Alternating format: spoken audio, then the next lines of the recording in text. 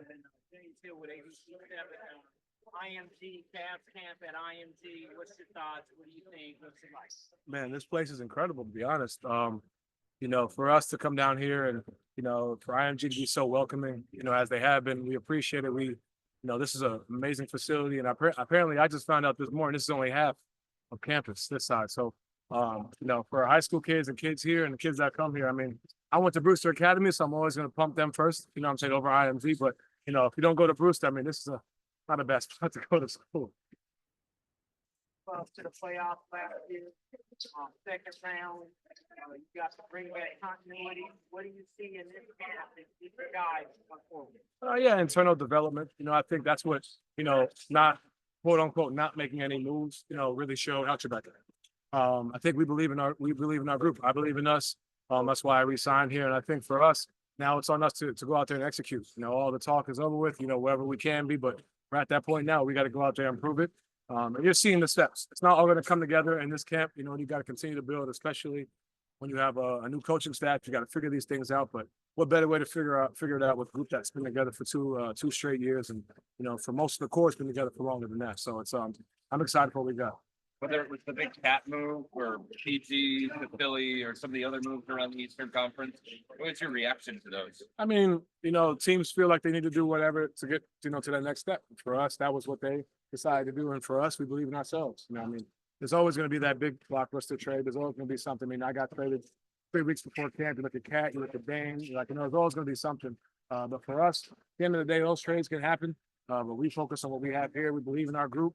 So that's our answer, is to keep believing in ourselves. So now we did that. They did that. Now we all got to go out there and execute. We got to go prove ourselves. Philly does. New York does. Everybody has to go out there and prove it again and again.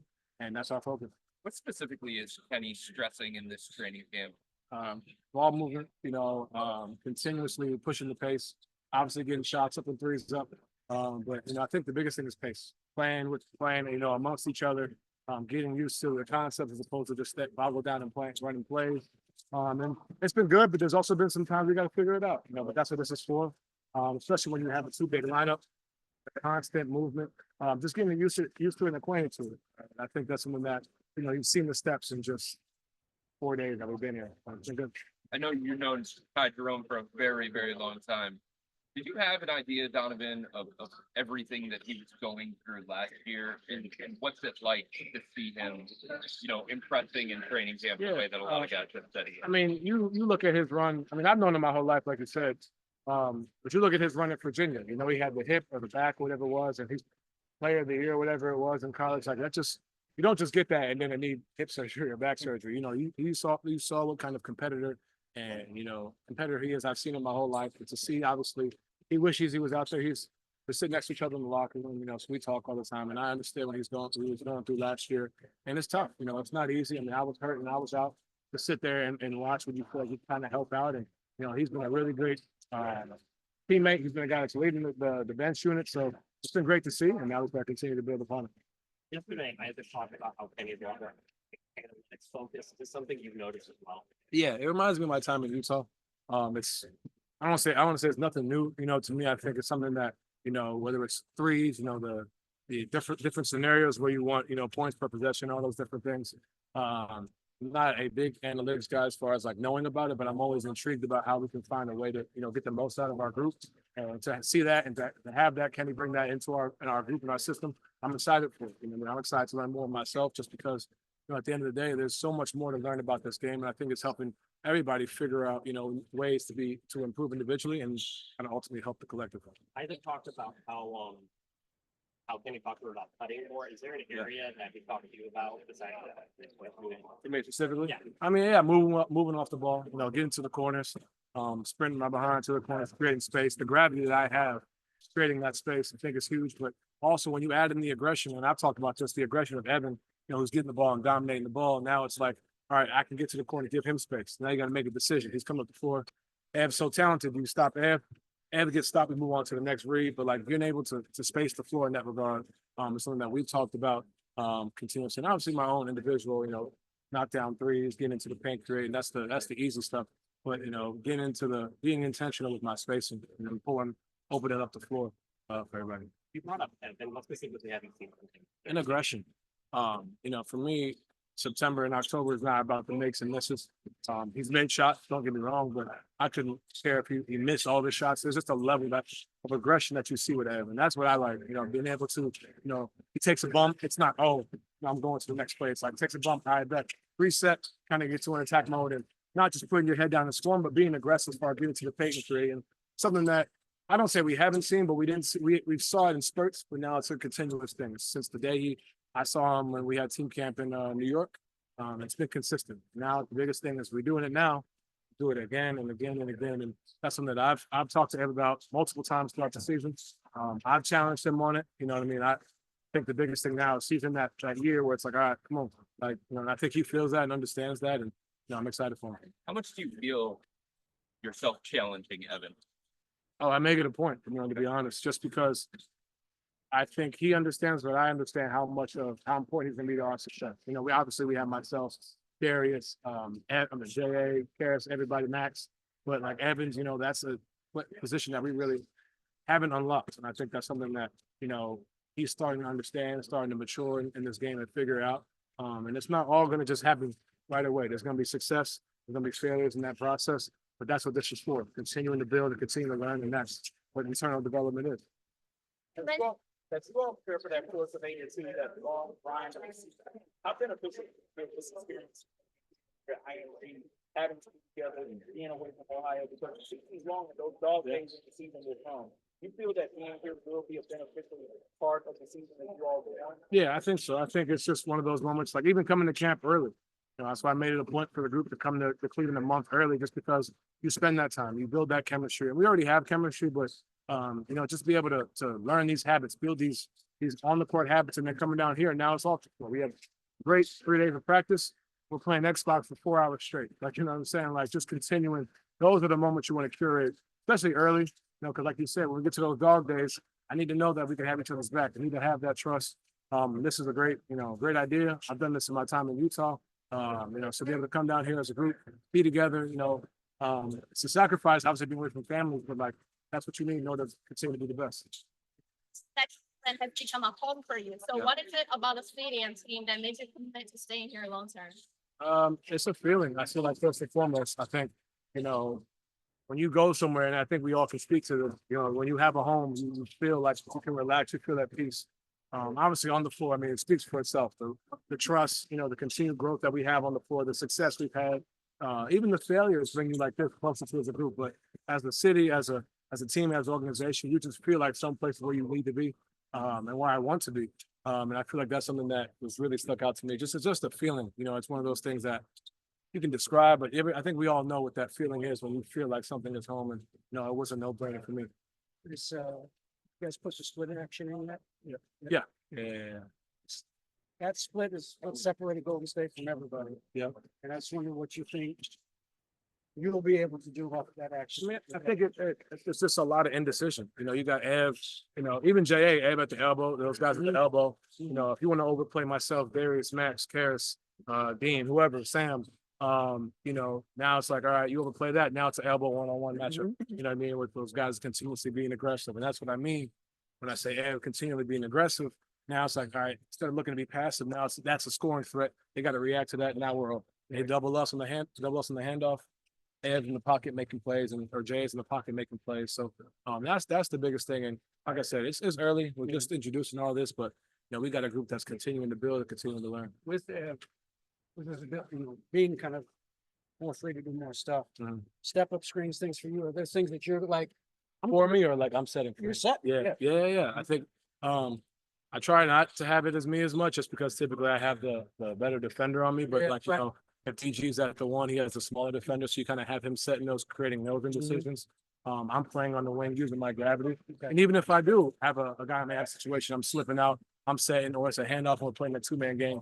And then Evan and Max have a phenomenal two-man game that, you know, I think we can really develop more. Yeah. You know, and then obviously two-man game myself and JA has been, you know, really good since I've been here. So just doubling down on that. But, you know, with Evan, there's a lot that's unlocked. I know we've all talked about it and spoke about it. But we all feel it and we see it. And, you know, as we continue to go to the regular season, I think you'll see it more and more. Yesterday, Sam said that obviously you guys are learning from the new staff, but they're also learning from you. Yeah. Do you find that to be the case? Yeah, I think, you know, especially on the defensive side. You know, we have a team that, you know, really boggled down defensively, made it tough on teams on a night-to-night basis. And I think that's first and foremost, you know, where it starts, obviously. Whether it's getting back in transition, you know, creating that wall, sending them to the bigs, helping our bigs. Those are the things that really going to take us to that next level. And I think, you know, that's what being, you know, the staff that we have, that makes them unique, I think, for us, just to continue to learn from them, but learn from us. That makes us that special. That builds trust. That builds that chemistry. And you're seeing that with what we have. One of the only new guys in camp is Jalen, rookie, but you've been your impression. He's been phenomenal. You know, I didn't know much about his game. I have a group chat, one of my friends, and he was telling me like, yo, he's somebody to watch out for. I make the joke that he DM'd me in like February last year, and then I responded back and he didn't say anything back to me. So that was my first impression. It just left me on red, but it's all good. No, that's my guy, man. He's been phenomenal. I think I saw him say something about him being like Caleb Martin and Josh Hart. Like the way he's playing, man, it's exactly that. You know, little things, cutting, second screen, stuff that, you know, I don't necessarily see out of college players, you know, coming right out of college, you know, not necessarily looking for his shot or always dominating the ball, doing winning plays. And that's what's going to get him out there on the floor. And I got a lot of respect for that. He does whatever it takes, but he's been phenomenal out the gate. Ethan, I'm sorry. Ethan. Donovan, it's well documented that your new partnership with Prisoner Wine Company. Can you talk a little bit about why that was a situation that you felt like now was the time to be able to do that? Yeah, I mean, first and foremost, you know, when I partner with the brand, it's something that aligns with my beliefs, you know, something that's near and dear to me. I'm a big believer in education. It's in the name Prisoner. You know, they donate, you know, and help fund, you know, prison reform and education in prison, you know, being able to teach. I think that's something that was near and dear to me. And I think now is the perfect time just because, you know, to be honest, the past 3 years, it's been a lot of helter-skelter. You know, it's been a lot of off-the-season stuff. And I think now, you know, I've kind of had this off-season where I'm just being able to sit with myself. I keep talking about it all the time, but like I know where I'm going to be. I don't think people understand the importance of that. And now you kind of be able to just live your life and have an understanding of what's going on and being able to take, you know, I don't want to say grow up because I'm not a child, but like, you know, take your partnerships to another level. And with a brand like that, you know, that emphasizes, like I said, prison reform and education, that speaks to me and what I'm about. But it also makes fantastic wine, which I probably have a glass of tonight. So I'm excited to continue to build on it. But yeah, this was the summer for it, and I look to continue to do it each year. Obviously, you created your own wine and all those things, but how do you envision contributing to the company's strategic goals as well as just growing your brand with their representation as well? Yeah, I think it starts with obviously, I mean, the donations, the monetary, but you know, I think the biggest thing is time. You know, being able to take my next step. All right, we're giving money, we're bringing awareness, but now, you know, I'm a big believer in showing up. I'm a big believer in being there and being face to face, you know, so if that's necessarily going, you know, to certain prisons and talking about education, you know, going to Prisoner Wine and continue, like you said, to make my own wine, which I don't know how good it is yet. I mean, I'll leave that for y'all and I'll probably bring it around for everybody to try. I think it's fantastic. So go make sure you guys go get it when it comes out. But I think for me, just being able to show up and be there in person, that's what's, you know, important to me. You know, you can give all the money in the world, but I think the most important thing is my time, you know, my presence. Especially something that you believe, especially when it comes to education. I think that's something that in this world that we can definitely improve on and continue to help pay our teachers because they definitely deserve that. And our youth deserves that. Nathan. Hey, Donovan, this team last season ranked top 25 in pace. I'm just curious on the attention to detail and how it differentiated from, you know, previous years in the training camp. And just with the WNBA, as far as just the expansions from, you know, Portland and San Francisco, do you think Cleveland, the city of Cleveland, should bring back the WNBA's women's team as well? I'll answer the last question first. I didn't hear the first one. I think Cleveland definitely deserves a WNBA team.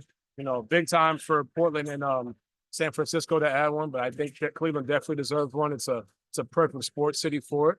I think the WNBA is at an all-time high, and I love the competition that's, you know, going around. Like this has been, I mean, it's been this way for a while. I think people are now starting to finally pay attention.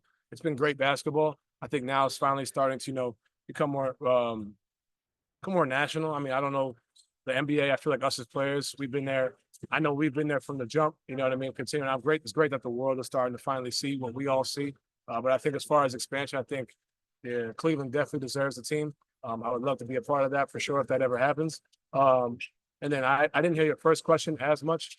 I heard you say we're top 25 in pace. Yeah, you were top 20. Yeah, you were top. The team last season was top 25 in pace, and I just wanted to know about how does the attention to detail in this training camp differentiate from the past seasons in training camp with you as a player?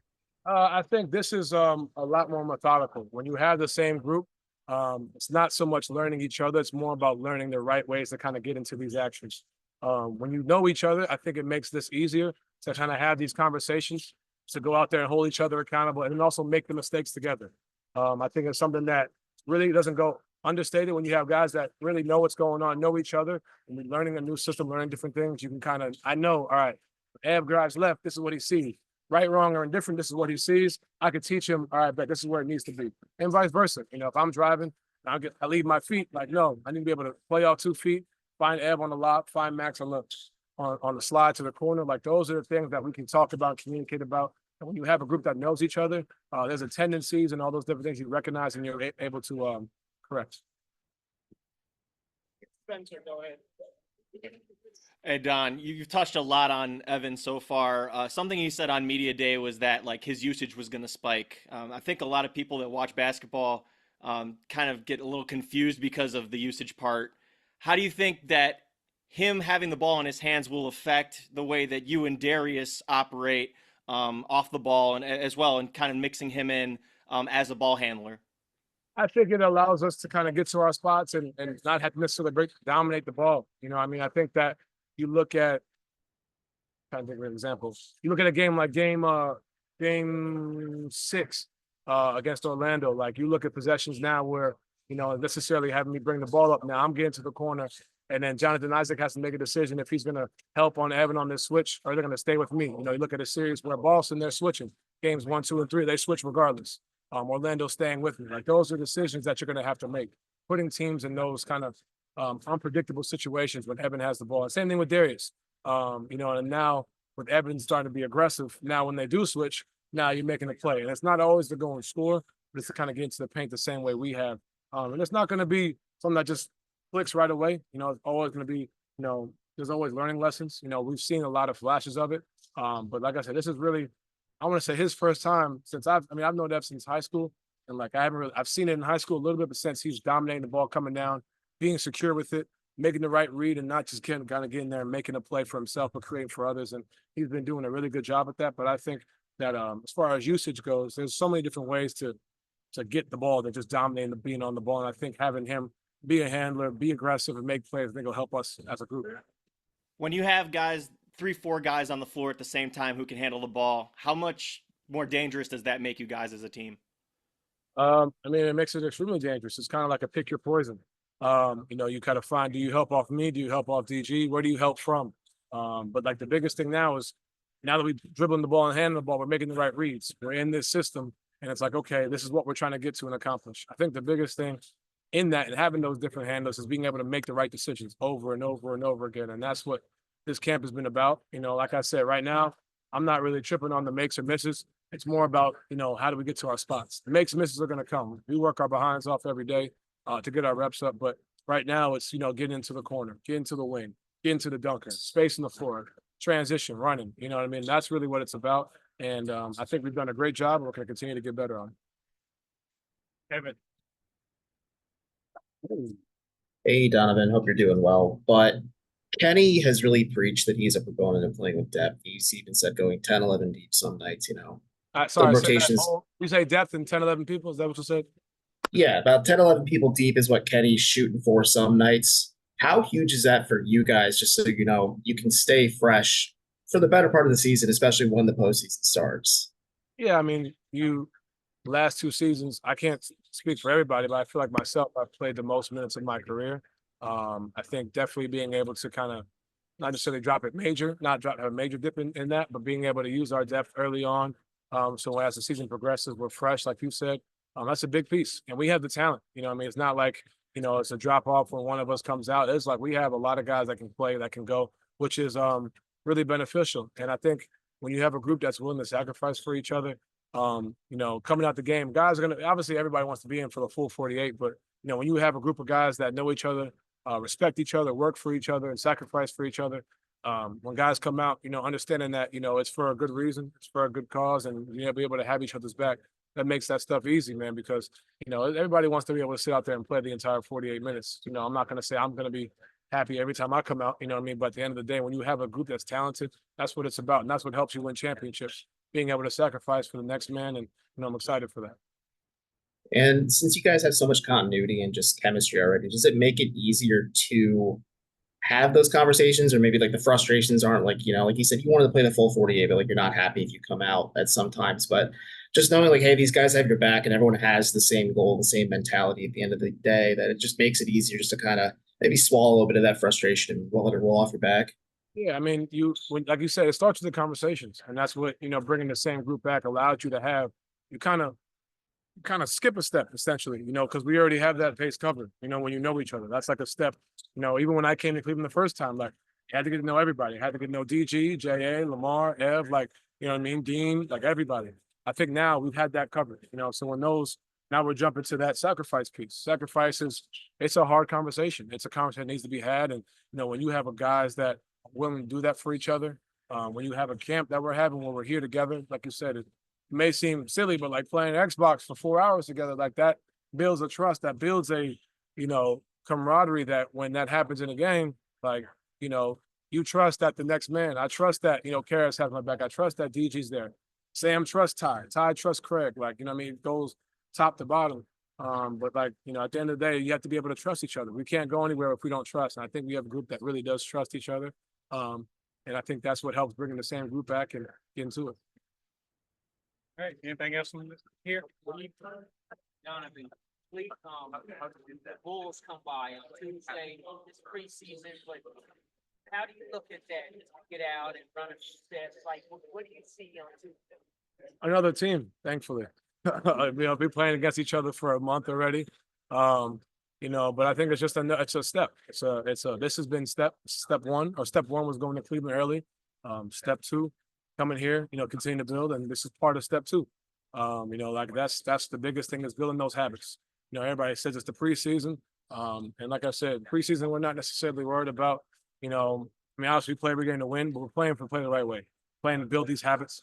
And we see, you know, a team on Tuesday that's, you know, doing the same thing. But for us, we only worry about ourselves, continue to go out there and work on what we've been working on. And obviously it's great to go out there and compete against a different group and be able to hit somebody else, as opposed to trying to hit Tristan and Evan all day. Last one. Man, so we played NCAA, we played 2K. I mean, I'm not gonna lie, we're probably split 50-50 on the wins and losses. But it's been fun. Like, we just sit there and just play in the ballroom. It just reminds you of camp. Like, you know, you go to camp like in a situation like this. Now we're back at the crib playing. As I leave here, I'll probably shower and be playing until the Mets play at 4:00 tomorrow. So we'll see. Did you know it was out when he swung? I mean, I was at dinner. I will say no. No, I didn't. But I was at dinner. I screamed, fell out my chair. The restaurant thought that there was a roach because of the way that I screamed. It was just me and my two friends, and everybody else in the restaurant looking at me crazy. So shout out to Pete for that. Pete, I appreciate it. I tweeted this, but this was one of the biggest wins of my life. I can't wait for Saturday. But you know, we're gonna win it all this year. This is the year. I'm gonna believe it. Oh, say it with your chest. Yeah, it's a big year. It's a big year.